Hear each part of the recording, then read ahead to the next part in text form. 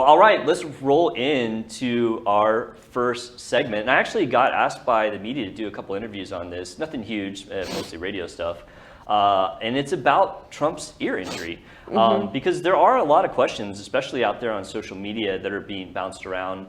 And some of these I can actually weigh in on very intelligently, because as a plastic surgeon who has continued to do trauma surgery into my, kind of private practice years, because a lot of people just do trauma when they're in training and they go into private practice and they drop it. But I've continued to do trauma, and how that weighs in with plastics is when people get injuries that are too complex for your basic surgeon to deal, they call me. Yeah. And that includes ears, and I've done lots of ear injuries. I was trying to think if I've ever done a gunshot to the ear. I know I've done like machete and knife injuries to the ear, lots of car wrecks. I may or may not have done a gunshot. I just can't remember. I mean, when you do it, it just all runs together, and you don't really even, I hardly ever ask anymore, like, hey, what happened to you? Because it's just like, there's a problem, let me fix it. But but I can talk about ear injuries and, know a little bit about ballistics. In my whole life, I don't do it that much anymore, but I used to actually shoot a lot, because I just kind of grew up doing that. So so I want to jump into it. And like I said,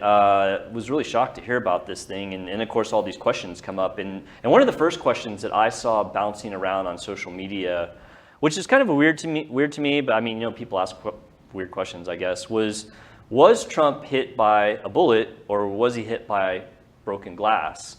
And at first I was like, why are people asking that? But I mean, I guess it's important to know, because it does kind of weigh into like how serious an injury could be. If you get hit by a broken glass, I mean, obviously that could be very dangerous, but there's a lot of difference between glass and a bullet, because a bullet, as we'll talk about in one of the later questions, have a lot more kinetic energy. Yeah. And so if it was a bullet over glass, you have to be more worried about more severe injury. So I went through and looked at a lot of videos, slow motion as I could. And in my opinion, what do you guys think? Before I throw my opinion out, what do you think? Was it a bullet or glass?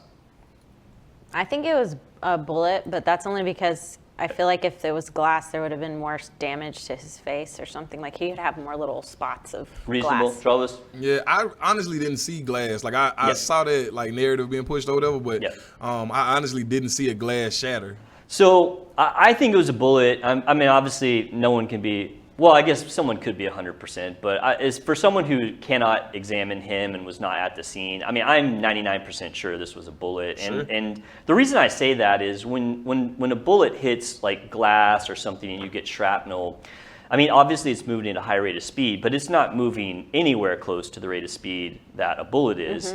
And you can see like shrapnel and especially glass in videos, especially if there's a lot of angles. And so I went through all the videos, and I never saw any type of like shrapnel or glass flying.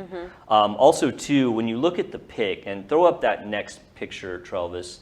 So this is the closest picture I could get of his ear without it being covered. So I looked at this really closely. To me, it looks like a bullet injury, like a very, very close graze type injury. I put the two arrows in the locations where I think the bullet hit, which would be the helical rim of the ear. That part sticks out further. And it looks like the bullet just grazed that right side, and the arrows are showing the path of the bullet. And when you look at that, it's a very, very straight shot across, which would be what you would expect with a bullet that hit, the ear in the front and then the lobe on the back.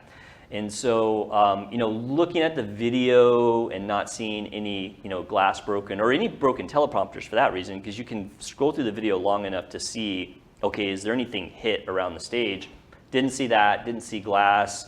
Look at the injury. Looks pretty indicative of a bullet to me. I mean, it was outside, so I'm sure there wasn't that much glass around. Yeah, well, somebody was saying it may have been a teleprompter. Oh. Because they have those glass teleprompters. On one side you see through it, but on the other side it has words on it. And so somebody's saying, "Oh, is a teleprompter breaking?" Nah, I don't think so. I'm pretty certain that was a bullet. Did you see the pictures of if he would have turned his head? Oh, it's so funny you mentioned that. Oh. We're gonna look at this.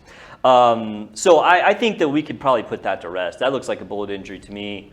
Of course, didn't examine him, wasn't there, but with my knowledge and looking at the video, I think that that's probably the answer.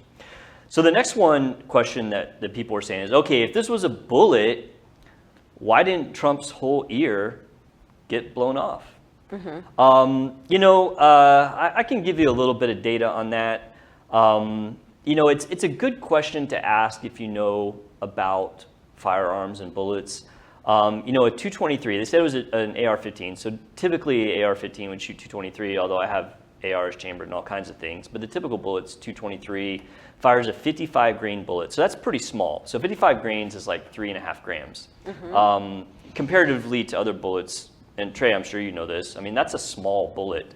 But what makes it powerful is it's a small bullet with a lot of powder behind it. So when that thing comes out of the barrel, it's traveling about 3,100 feet per second. And of course, kinetic energy is mass and velocity, with the bigger weight being velocity. So it puts out 1,700 joules of energy. Okay. Now I know that a lot of people are like, okay, 1,700 joules, that means nothing to me. Well, for example, like 9mm, which is what most police carry and most people that conceal carry use. 9mm puts out like 500 to 700 joules, depending on the particular load and the grain of the bullet. So, this is like up to 3 times more kinetic energy from these like long rifle bullets. And so, it's not unreasonable to say, okay, well, if this hit him, why didn't it just tear him apart? And the reason for that is, when a bullet hits an object, it's not just that the bullet punches a hole through it and like anything where that bullet path was gets injured. Yeah. The kinetic energy from a bullet disperses through the tissue, and you get this kinetic blast followed by a cavitation effect. And I think I have a video of that, Travis, if you want to roll it. Yeah, so this is a gelatin, and so you see that bullet go through the gelatin, and so it shows that initial kinetic energy burst as it disperses that energy through the gelatin.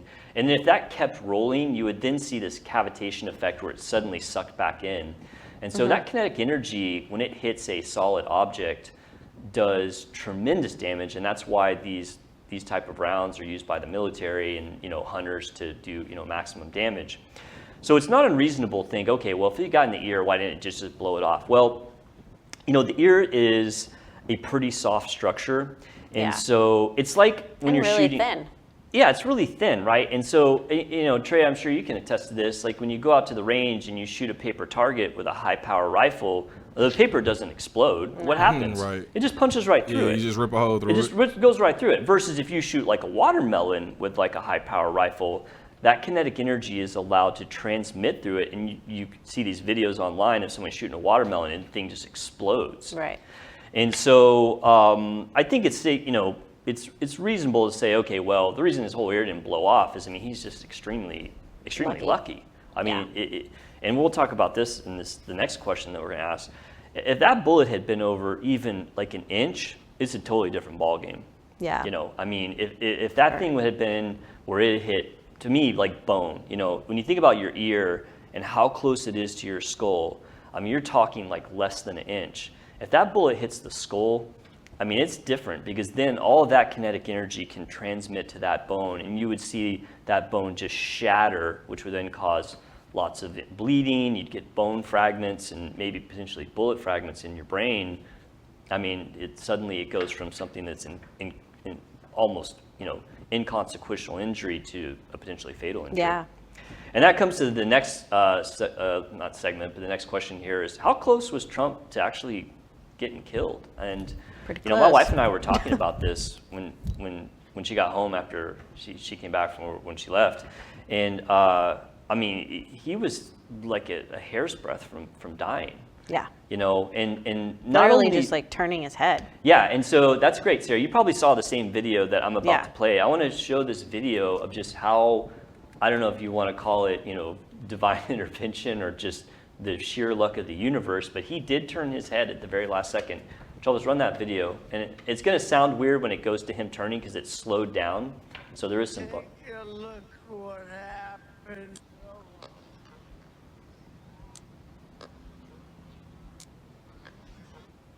So like it shows, where his head is.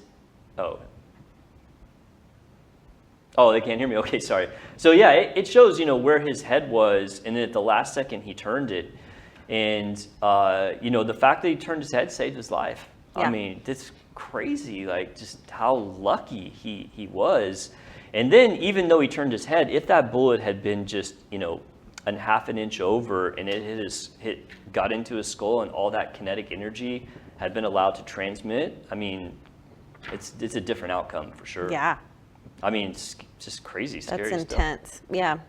So, I mean, that's a lot of the questions that were being thrown out there. And then the question that most of the media people were asking me about is like, you know, how would you fix the injury that he had? Like, you know, if you have a piece of your ear missing, what are you going to do to fix it?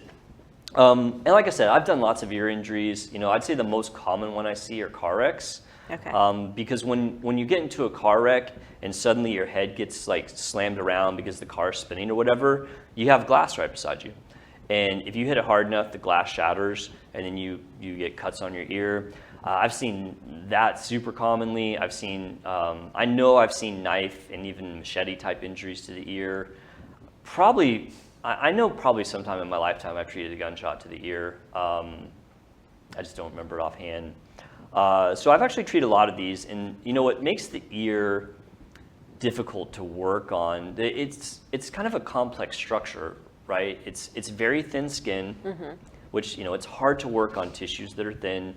It's a fixed structure underneath, so it's hard to just close skin over that cartilage. Like if you get an injury on your arm because there's like some fat tissue there, you can literally pull that skin together quite easily and close a big hole. Yeah, there's not much there.